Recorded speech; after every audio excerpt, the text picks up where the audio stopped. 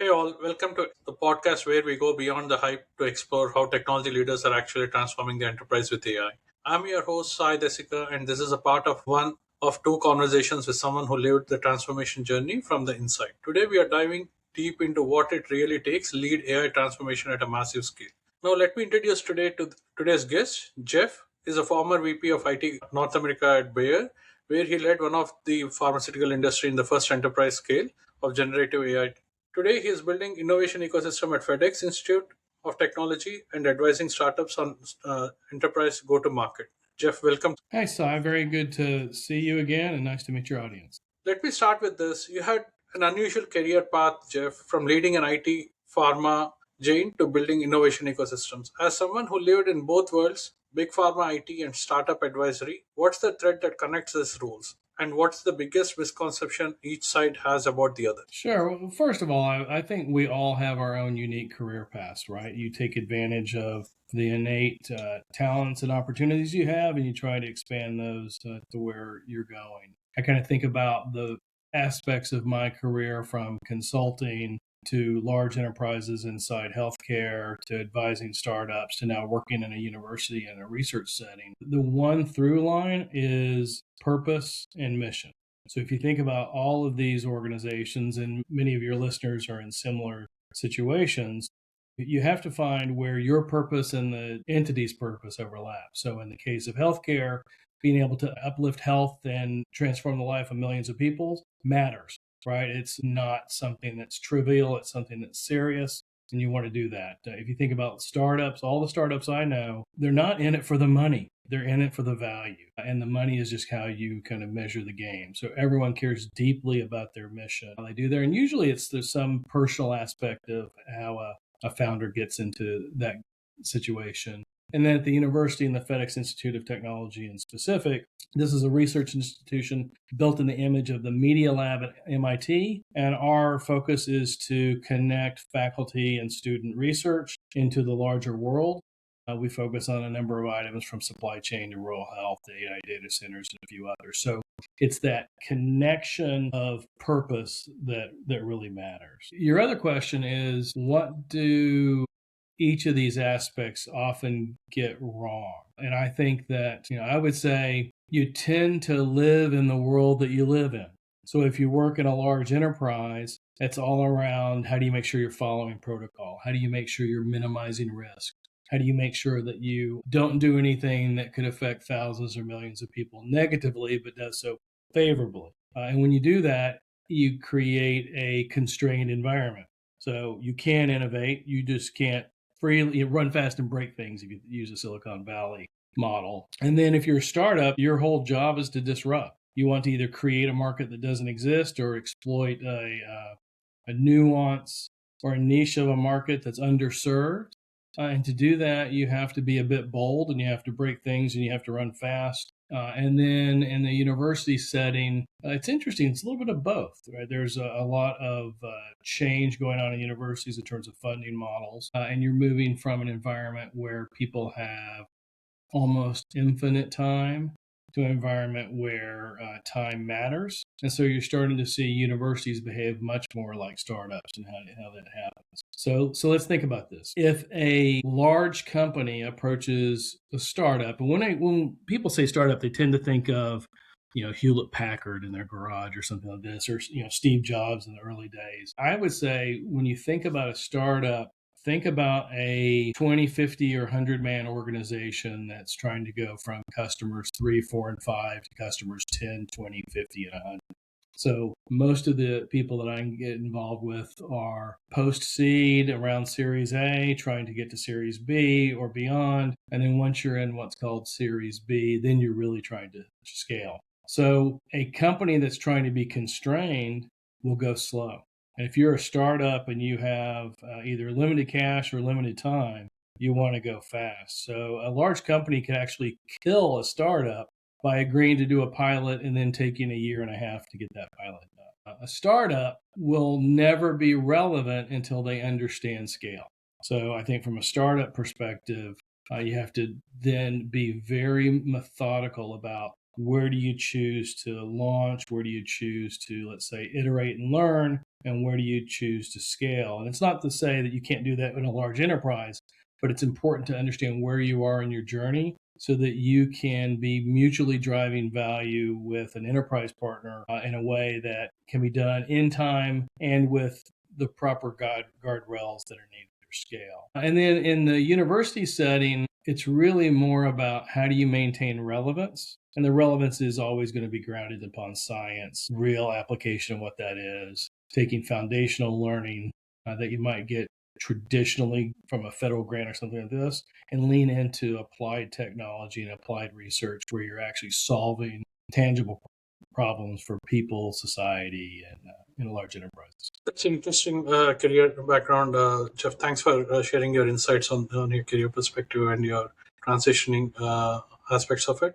Now we are going from an enterprise IT to innovation ecosystem. So yeah, you had a successful career IT at Bayer and leading Right. major transformations and managing the global teams. What made you to have a transition from an enterprise aspect of it to building innovation ecosystems at FedEx Institute? Yeah, so I'm probably very similar to most people is you always want a new challenge. So at the point that you find a enterprise job is kind of more of the same thing, more at scale and how to do more with less, which are super important from an operational perspective. You reach a time in your life where you want to give back. So yeah, I always had a map of my career, and when I hit the milestone that I was ready to hit, it was time to look to how to give back. Look, I like to play golf, don't get me wrong, but I really want to add value in the world. And looking at a research center like the FedEx Institute, where I had some prior experience earlier in my career, was a perfect set. And like all things in life, tends to be someone you met a long time ago calls you up and says, have you ever considered? And so that's how this started. Somebody at the university called me up and said, have you ever considered being a state employee? And I said, absolutely not, but I'll listen. And a mission based organization like the University of Memphis and the FedEx Institute of Technology is exactly the right place for me to add continued value and to continue to grow. Thanks, Jeff, on that. So, if you would go back and give yourself advice before making the transition, what would it be? Oh, I think that's a good question. You're always told if you're in large organizations, you own your own career, right? Often that means how do you seek out mentors inside the organization? How do you continue to add value? How do you learn the organization? How do you make sure that you are business minded in terms of thinking about your organization's ultimate mission, whether that's to serve people or patients or consumers or in a broad sense, large enterprises, whoever your customers are.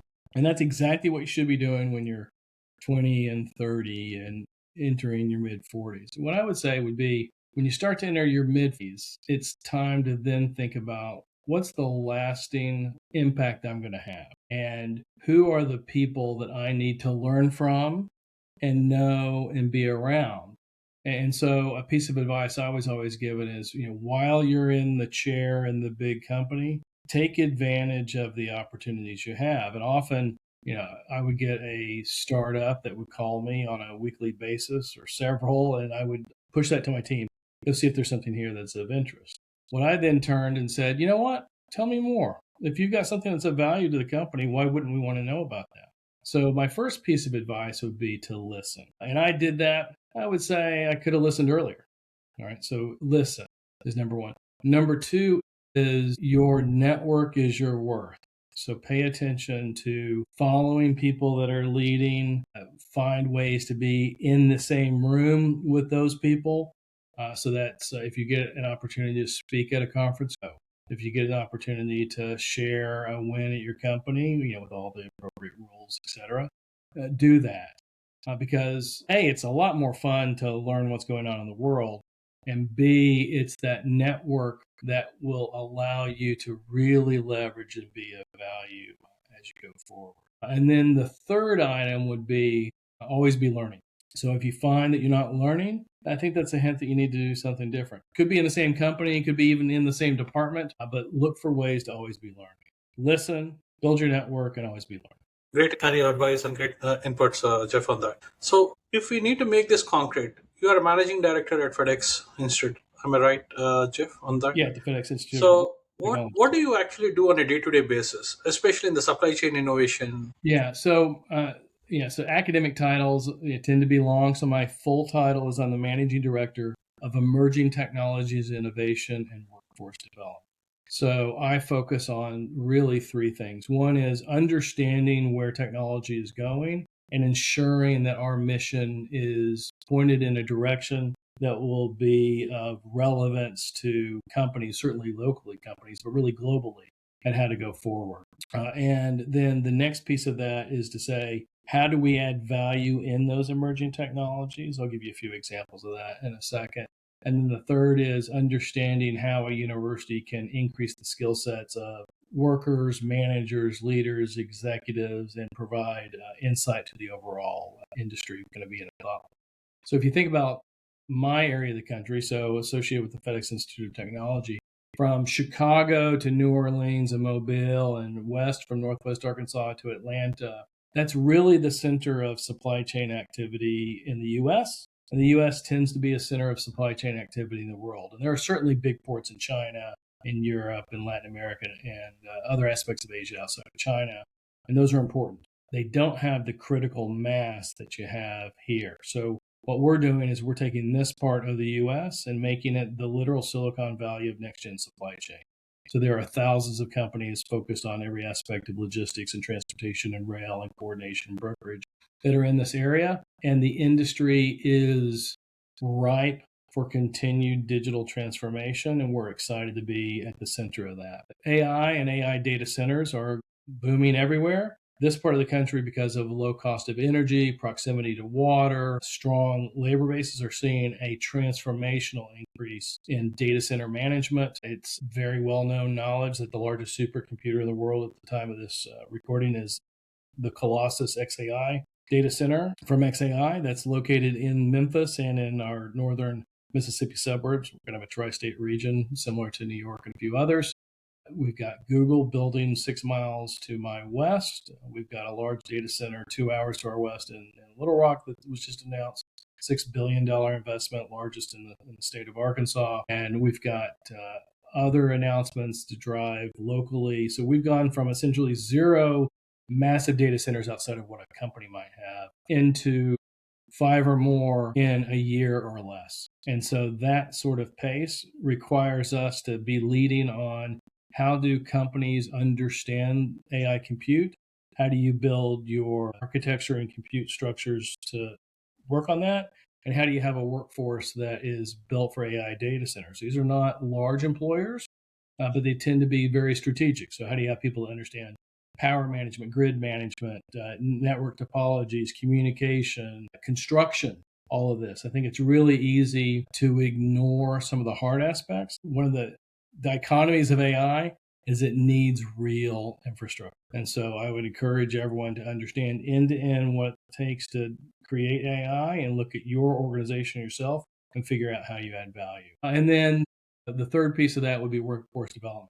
So then how do you uplift an entire community? Lots of communities will work regionally and locally, and that's exactly what they should do. I advocate that there are some topics that are so important it's critical to become a global expert.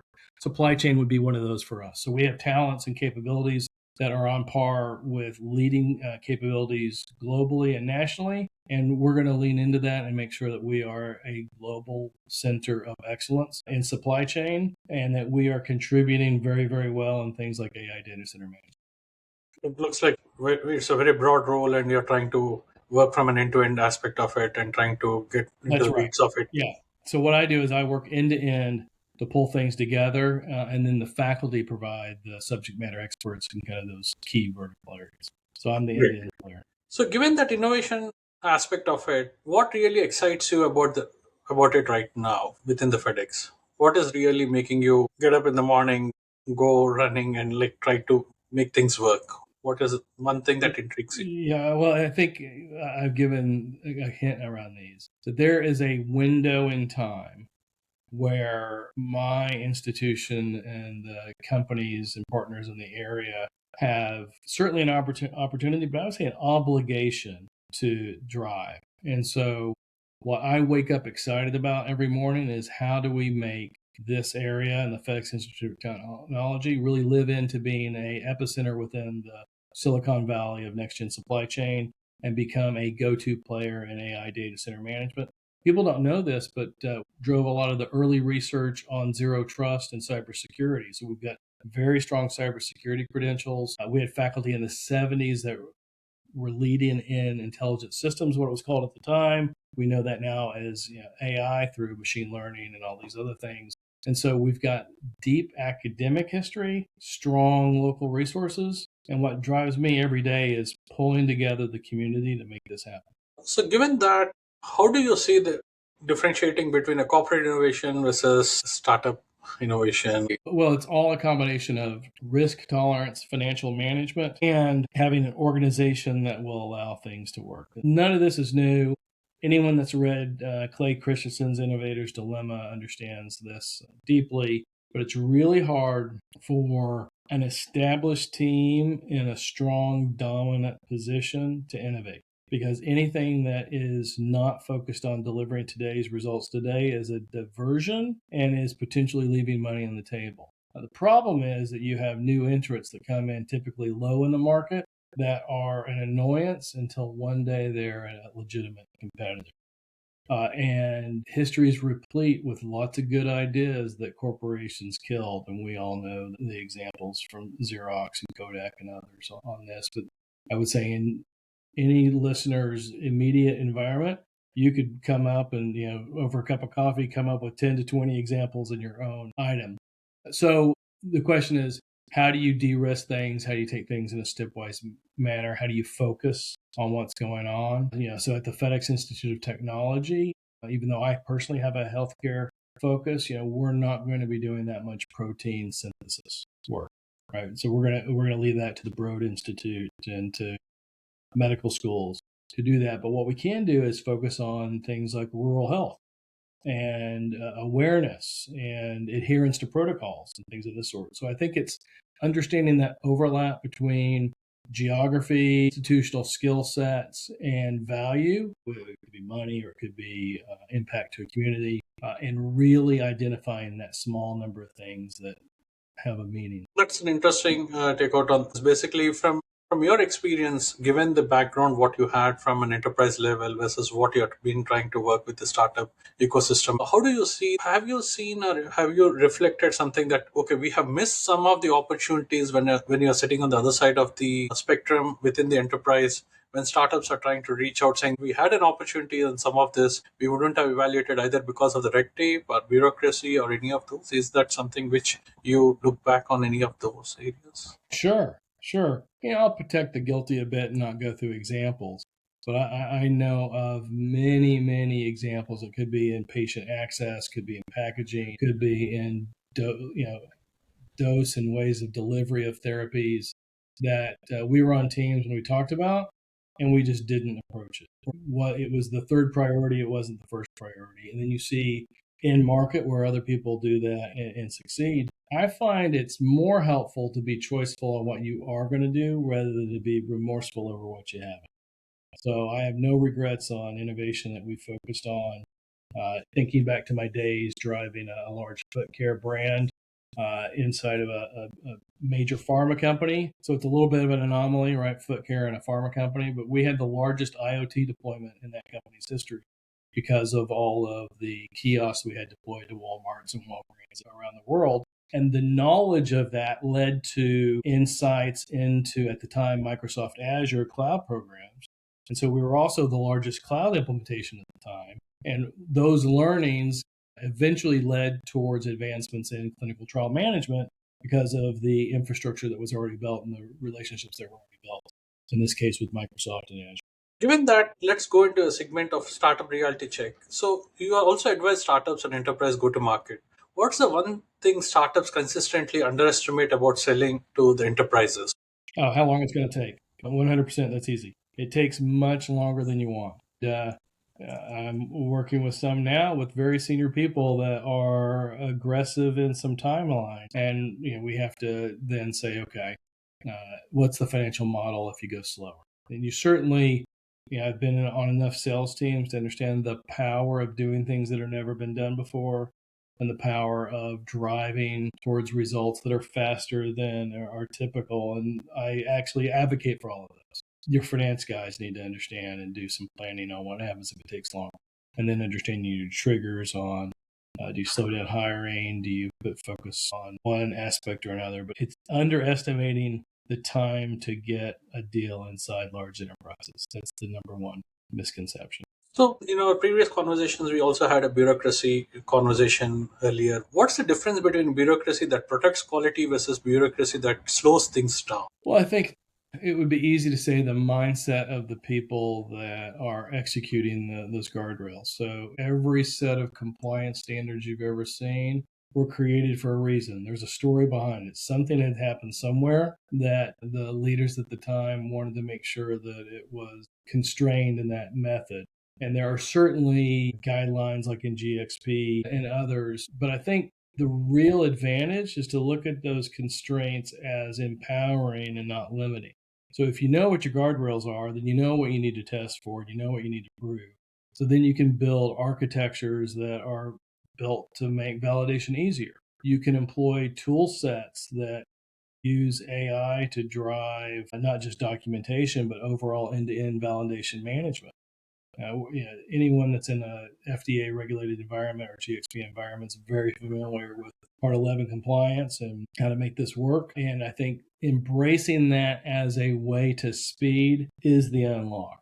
And so I would offer for anyone to make sure that you include your validation and compliance into your structure, your project structure, as well as your application structure, and then build that where you can validate it not just once. So think about SaaS solutions, right? There, you don't control when you're going to get a release, and it has to be validated for end use. That you do that on a repeatable basis, because the volume of need of compliance and validation testing will do nothing but go up in an exponential manner. So really embrace this as a secret power for speed. So, given that as a context, Jeff, can we interpret is the startup world not fully familiar of how the enterprise world works, or how does they foresee on some of this when they are trying to sell the product, or is the enterprise level teams are not able to understand, see what exactly the value that they are trying to bring? Where is this particular gap? Is it from a startup, or is it from an enterprise aspect of it, from a bureaucracy? Where exactly you see those gaps? Yeah, well, you don't have infinite time or infinite money. And I forget who said this. One of the famous startup technical leaders is quoted somebody, one of your readers will know who this is. So they said, you know, if I could get a dancing monkey and put that monkey on a pedestal, that boy, I could really make some money. And the challenge is, do you spend your time training the monkey to dance, or do you spend time building the pedestal? And so many people would think of these compliance aspects as building the pedestal. I don't disagree with that to some extent, but where I would disagree is if you think about these guardrails of bureaucracy as extra, then you're going to view it as a pedestal. When you view it as part of your product, you're going to embed it in. So a lot of the startup leaders, and I think understandably so, are trying to perfect the technology. So if you're trying to use AI in a way that's never been used before, which kind of gets hard because there's so many different use cases out there, you're going to focus on technical feasibility first. And that is certainly, I think, reasonable. The magic is, how do you do that in a way that you don't ignore business viability and consumer desirability as along the way? And a lot of what we're talking about in terms of compliance is business viability. Not only do you have a model where you can sell things to make money, but do you have a tracking and control mechanism that you can demonstrate that things work? We know AI is not deterministic, it's probabilistic. And if it's probabilistic, then you probably need to be looking at this like a process control chart and be able to understand when things are in control or out of control. And if they're out of control, understanding what to do. Could be handing it off to a person, could be a kicking off an agentic process that alerts somebody. It could be slowing or speeding something up, depending upon the example. But it's all around taking your core technology MVP and then building that out in a way that is scalable and supportable. So you brought another interesting point in this conversation, Jeff, especially on the start, because this is a world where we are all leveraging, especially with the AI technologies, a lot of startups. So this might be interesting for a lot of our audience. So from an MVP aspect of it, what the startup thinks as an MVP versus what an MVP from an enterprise level can be different. So Sure. how are you managing that from your go-to-market strategy or an advisory role, saying that okay, this is the level of MVP that we need to go for to an enterprise to sell this particular product or to implement this particular product? Or how are you able to make inroads into the enterprise, saying that okay, this is where we can start and this is where it will be a starting point for you guys? Because when you are sitting on the other side of the fence, you must have thought about it. This may not be sufficient for us from a startup, what they are trying to bring it onto the table. So That's how right. are you changing that mindset? I want to frame it differently. The journey is the same. You're going to go from technical feasibility to being a little bit stronger in terms of all the elements you need to manage it to being even better with that. If you wait till you're perfect to go sell, you're going to miss the opportunity. So you have to go get customers before you're ready to get customers. I think the key is in how to define that with an enterprise to understand where you're at. So you can say, hey, look, you're investing Enterprise X on helping iterate around a few use cases. So we're going to make this low cost and easy to do. And then you're going to invest on how to scale. And then we're going to invest on how to have it be repeatable and more robust and, let's say, hardened for enterprises. And so it's really about understanding where you're at and finding the right advocacy inside of a company that will interact with you at the right level. We're working on some products now with the Institute that are workforce development training aspects in AI. And our first concepts are going to enterprise leaders and asking for input on the topics. Is there anything missing? Right. So we're not trying to sell anything. We're trying to get input to make sure that we've got a holistic position on this. And I would also say you can't do that in a vacuum. The only way to do that is to engage with your prospective customers and with a range of advisors to make sure that it's right. Thanks, Jeff. Thanks for your insights. Let's take a segment where technology leaders should focus on AI. So, if you need to go back and you are like a CIO for a mid-sized company today, what would be your first three AI priorities? Oh, wow. Well, it certainly varies upon your industry, but I would offer that you should do two things. One is find something that will drive immediate operational efficiencies, like what's going to actually save you time and money. Classic ones are help desk. That's actually what we did in my prior life, is to bring AI into the user help. It's one of the classic four, right? Marketing, content creations, another one. FinOps tracking, and a few others are there. So I would certainly find one or two key internal efficiency metrics. And then I'd create one, maybe two stretch assignments where you're trying to do something with AI that you could not do otherwise. And it could be in terms of a new customer segment, could be a new product offering, but it should be based upon something that without AI, you just simply couldn't do it. Otherwise, it's an efficiency game. And look for things that are revenue generating, that create new value in market or bring you into a new market.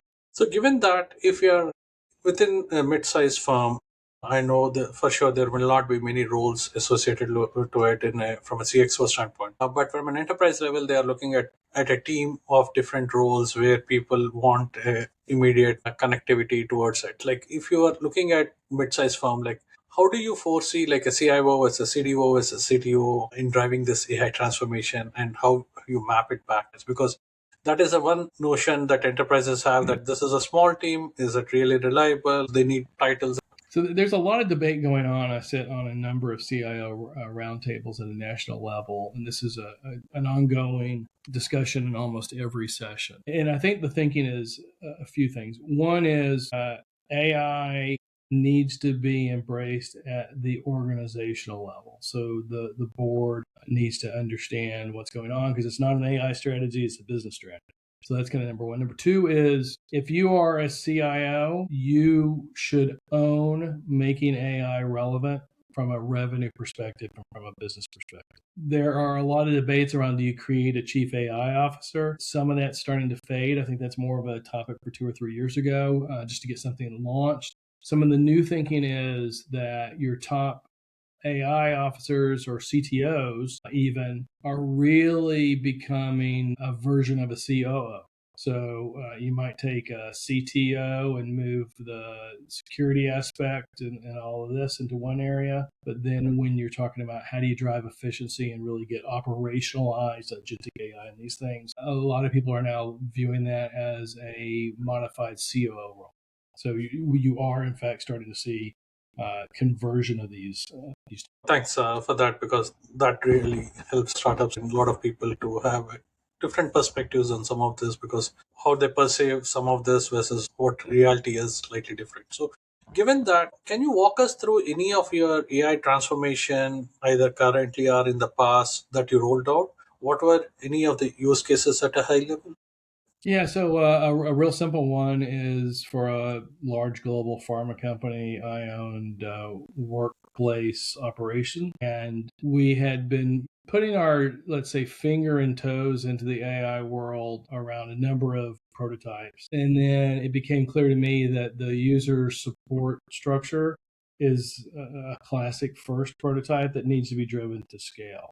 And so what we did is, in large enterprises, you tend to outsource a lot of this. So I worked with our outsource providers to establish a roadmap, and then we did a landscape assessment around a number of tool vendors. Then we went to our actual help desk team and looked at our knowledge articles and how do we make sure these are clear. We developed a data strategy and a cleaning strategy to make sure that we knew what the most current protocols were. Then we created a set of prototypes and went through testing and rolled this out all in less than 6 months. It also became, in this particular case, a pilot for embedding security into it. So we then looked and say, how do you make sure that you look at PII information and model security? And we evaluated two strong platforms in that area and came up with versions. And then at the time I then retired from the company, they took those forward and they're now part of the ongoing user support structure.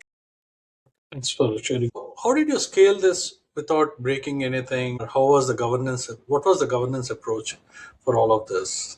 I got some bad news for you and your listeners. You're always going to break something. And what you're usually breaking are time assumptions and adherence to the past. Let's take this security tool. So you bring a security tool into the architecture on an enterprise level. The question, who owns that, is not an easy question, because you go to your information security team and they're all around kind of perimeter security. You go to your data analytics team and they're all around the ML model. You go to your emerging AI prompt team and they're around, at that time, emerging case studies. Then you say, okay, we're going to own this as a function. And everyone says, well, you certainly can't own it as a function. This is an architectural item that we need to own elsewhere. And then you go to the architecture team and they say, we're driving more of our software development architecture. So I think what you have to break is a thinking that these things are isolated. You have to break silo thinking and move to end-to-end thinking. Anyone in IT that's been around for a long time has for years and decades been saying, I just want to have clean data. And we've all had thousands of initiatives on trying to clean data in an academic world. Now, because AI is driven off the data, it's now a point where it's real. And so because it's real, then people will have to keep the data clean and will need to know what structures are. And we'll need to look at things from an end-to-end perspective. So I think in many ways, all of this just helps reinforce good practices anyway. The thing you're going to break is silo thinking. That's an interesting point that you brought in. I wanted to go into a question where how do you balance this particular aspect of speed and governance? And what is the right balance point? When the innovation teams want to move forward fast and compliance saying no, that is a traditional Yeah. culture Yeah. within large enterprises, from a compliance, from a risk, data privacy, data security. But innovation wants to figure out a way. What is the right balance? Yeah, so a long time ago, when I was a new manager and consulting at a large global firm, we brought in a client. This happened to be the CIO of a major record label, and what this person said really resonated with me, and it's how you solve this problem. What he said was, if your budget didn't get approved, you're having lunch with the wrong people. And so, if you're having constraints between compliance and speed, you are missing people at your team. So absolutely 100% embed quality and compliance officers and their teams into your efforts. And what you'll find is that there are some natural ways to make this balance happen. There are very few people that wake up and say, I want to be a compliance officer that says no and never think about it. In today's world, everyone understands the need to speed to market. And I would offer, especially in a healthcare context or a life science context, you want those quality teams on your team to help you be smarter and better and faster, because the compliance is not academic. You're not trying to fill out a spreadsheet. You're trying to truly protect patients and obviously your company's reputation. So the way you balance it is you build a team that has compliance people in the team. Really appreciate those inputs, Jeff. So before we end the episode one, I know we have spent around 40 minutes on this episode one, where you have given a lot of insights to the audience and the startups. So before I end this episode one, I wanted to go with a quick rapid fire of around 8 to 9 questions. Jeff, is that okay? Yeah, shoot. So on one line, one AI capability that you're most excited about in the next 12 months. Well, I'm going to have to say agentic. Biggest AI hype versus reality gap right now. A lot of people are going to disagree with me on this, but I think people are getting rid of workforces too prematurely. One book or resources you recommend for technology leaders. Yeah, so I've got it in my office. We're having a snow day, so I'm at home today. But I would call it AI Leadership, The AI Driven Leader by Jeff Woods. Oh, okay. Thanks. What percentage of AI pilots actually make it to the production? Well, if you follow McKinsey's knowledge, they would say 95%. I would say it's actually higher than that, because things don't work because you tried it. So taking it to production and then iterating is not failure. That's what startups do. They pivot. Embrace the pivot. Well, that wraps up our episode one of our two-part conversation, Jeff. Our next episode will dive into practical roadmap, pilot mistakes and recovery, and the enterprise startup bridges, and career wisdom for technology leaders and making transitions. So, is there anything that you want to add as a final? I look forward to our next session and really enjoyed the time, Si. Thanks a lot, Jeff. Thanks for your time, and I really appreciate and looking forward to have the second episode shortly. My pleasure. Thank you.